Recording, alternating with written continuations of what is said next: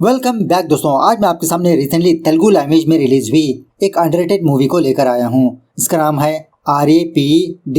मैं full form नहीं बता सकता, आप समझ जाओ। तो चलिए फटाफट से मूवी की कहानी को स्टार्ट कर लेते हैं। उससे पहले लुटा दो प्यार, फॉलो ऑन इंस्टाग्राम। कहानी की शुरुआत में ही आधी रात को किसी सड़क के पास एक लड़की पड़ी होती है।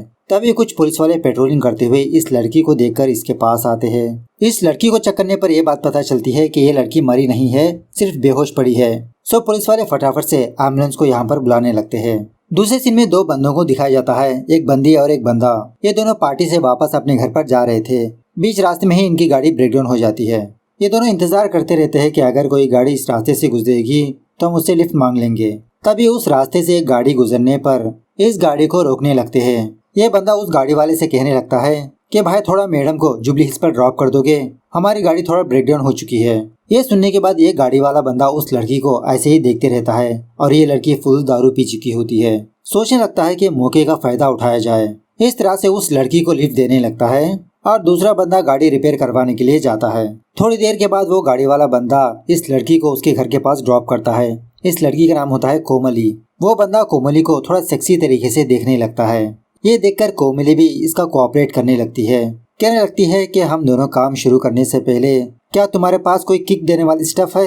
ये बंदा कहने लगता है हाँ, डिक्की में ऑलरेडी एक स्टफ है, रुको मैं अभी लाया। इस तरह से अपनी गाड़ी की डिक्की ओपन करके ड्रग्स निकालने लगता है। तभी कोमली इस बंदे के पास आकर अपनी गन पॉइंट आउट करने लगती है।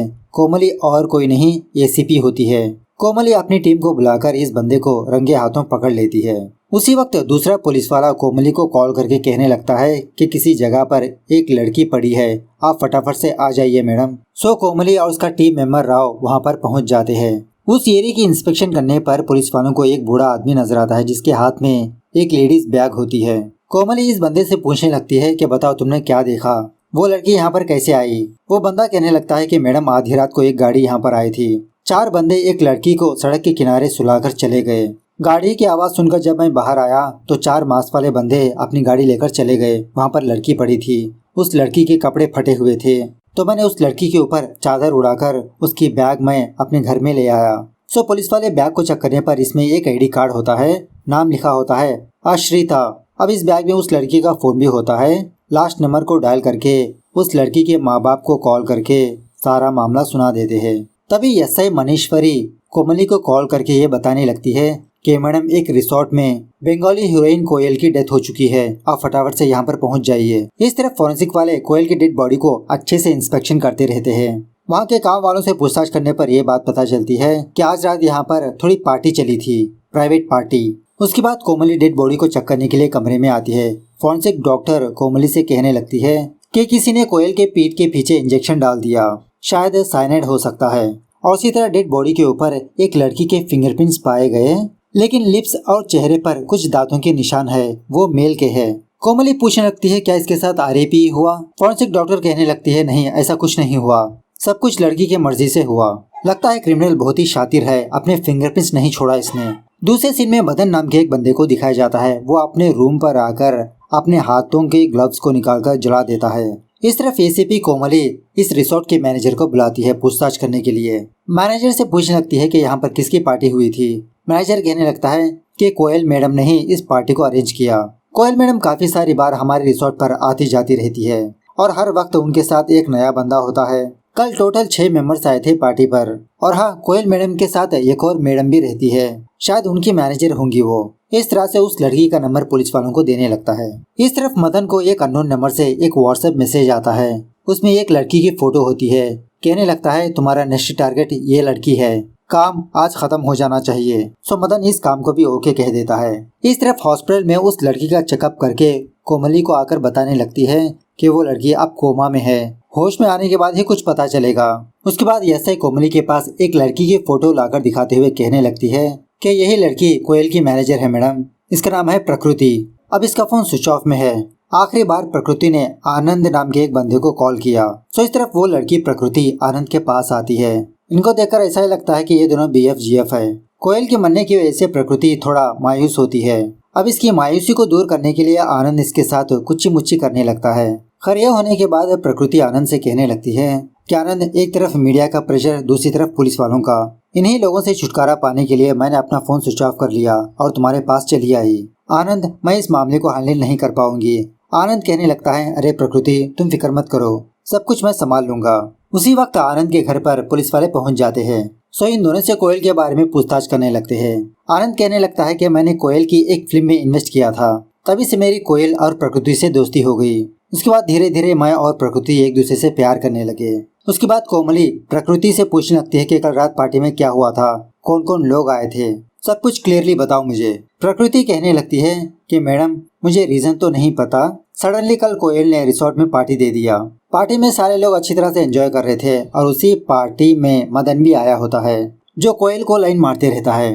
इसी पार्टी के दौरान मदन और कोयल के बीच अच्छी खासी दोस्ती हो जाती है। ये दोनों अपनी प्यास बुझाने के लिए रूम में जाते हैं। जबरदस्त तरीके से जब कांड कर रहे होते हैं, उसी वक्त मदन कोयल की पीठ के पीछे इंजेक्शन डाल देता है। विद इन सेकेंड में कोयल की मौत हो जाती है। थोड़ी देर के बाद प्रकृति कोयल के कमरे के पास आकर दरवाजा खटखटाने लगती है। अरे यार, उस बेचारे को छोड़ दो, बस भी करो। लेकिन बार बार बुलाने पर भी कोयल अंदर से आवाज ही नहीं देती। दरवाजा तोड़कर जब अंदर जाती है तो कमरे में कोयल की लाश पड़ी होती है। सो डर के मारे प्रकृति आनंद के पास चली आती है, अपना फोन स्विच ऑफ करके। उसके बाद प्रकृति कोमली को अपने फोन में पार्टी के वीडियोस और फोटोग्राफ्स को दिखाने लगती है। शॉकिंग बात यह है कि कहीं पर भी मदन का चेहरा नजर नहीं आ रहा होता। प्रकृति कहने लगती है कि उस रात ये बंदा मेल एस्कॉर्ट की तरह आया था। हमको रेगुलरली अहमद नाम का एक बंदा लड़कों को अरेंज करता है। कोमली प्रकृति से कहने लगती है कि तुम अभी के अभी अहमद को कॉल करके बोलो कि रात को पार्टी है और जबरदस्त लौंडे चाहिए। सो प्रकृति उसी तरह से अहमद को कॉल करके बताने लगती है। अहमद प्रकृति को एक एड्रेस बताते हुए वहां पर मीट होने के लिए कहता है।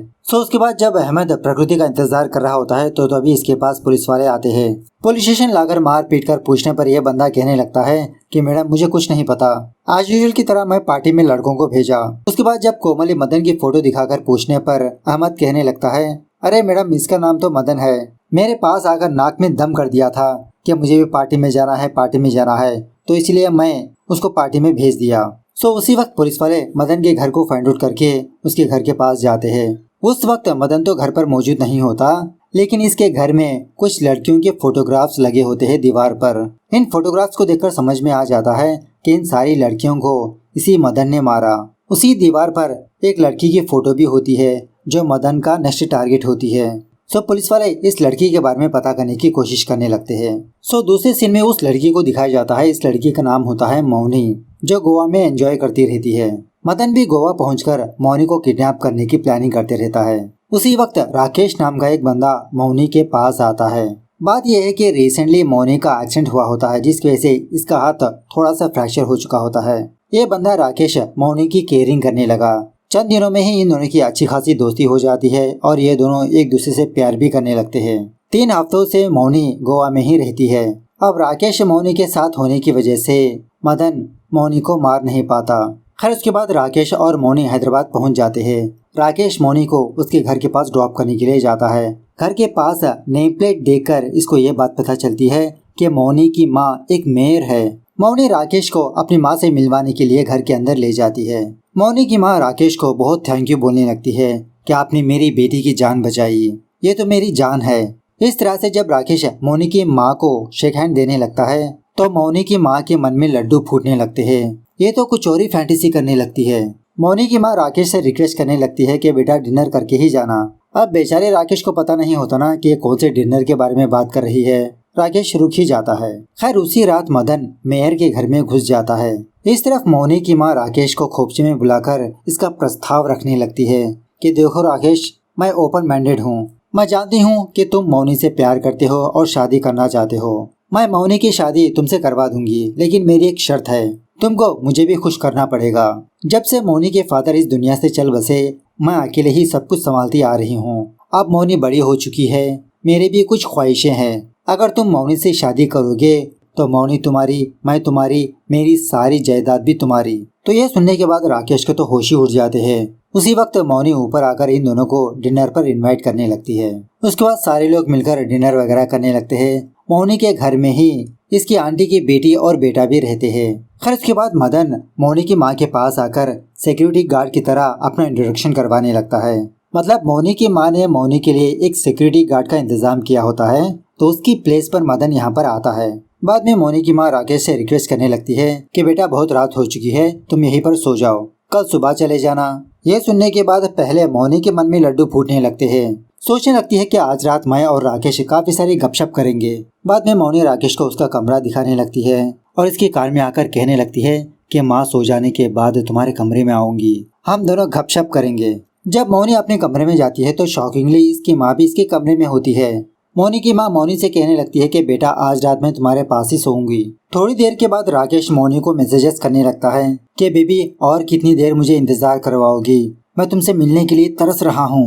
मौनी भी मैसेजेस करने लगती है कि बेबी और थोड़ी देर, मम्मी मेरे कमरे में आई है, बस मम्मी को सोने दो, मैं तुम्हारे पास चली आऊंगी। सो आधी रात को मौनी से पहले मौनी की मम्मी कारनामा करने लगती है। अपने प्लेस पर पिल्लोस रखकर कमरे से बाहर जाती है अपने कमरे में और राकेश को मैसेज करने लगती है कि तुम फटाफट से मेरे कमरे में आ जाओ, मौनी सो चुकी है, हम दोनों थोड़ा गपशप करते हैं।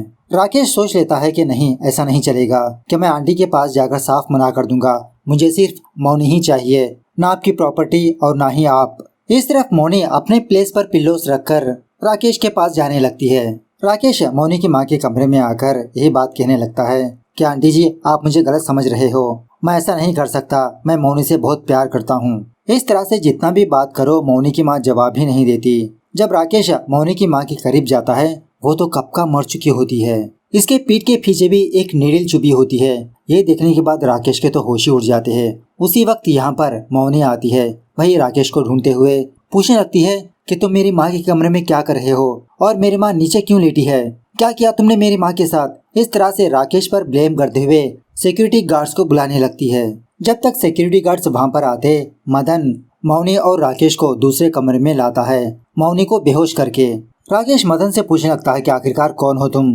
मदन राकेश को अपनी गन से डराते हुए कहने लगता है अगर तुम अपनी जान बचाना चाहते हो तो अपनी गर्लफ्रेंड को लेकर मेरे साथ आओ, वरना तुम यहीं पर मर जाओगे। सो राकेश मौनी को अपने कंधे पर उठाकर मदन के साथ जाने लगता है। उसी वक्त मौनी की माँ का पीए और 2 सिक्योरिटी गार्ड इन दोनों को देखकर इन पर फायरिंग करने लगते हैं, लेकिन वो दोनों गाड़ी में बैठकर वहाँ से फरार हो जाते हैं। दूसरी तरफ जब एसीपी कोमली अपने हस्बैंड के साथ कांड करने ही वाली होती है तभी एसआई मणि कोमली को कॉल करके ये खबर सुनाने लगती है कि मेयर की मौत हो गई, आप फटाफट से यहाँ पर चले आइए मैडम। क्राइम सीन पर जाने के बाद मेयर का पीए जो कुछ हुआ वो सारी बात पुलिस वालों को बताने लगता है, वही मदन और राकेश के बारे में। सो पुलिस वाले इस केस की भी इन्वेस्टिगेशन करते रहते हैं कि आखिरकार ये बंदा मदन लड़कियों को ही क्यों मार रहा है, आखिरकार क्या मोटिव हो सकता है इसका। दूसरी तरफ एक कॉलेज लड़की एक ड्रग डीलर के पास आती है ड्रग्स खरीदने के लिए। ये बंदी बहुत तड़प रही होती है ड्रग्स को लेने के लिए। इसी कमजोरी का फायदा उठाने लगता है ये ड्रग डीलर। डील करने लगता है कि तुम मुझे अपना जिस्म दे दो, मैं तुमको काफी सारा माल दूंगा।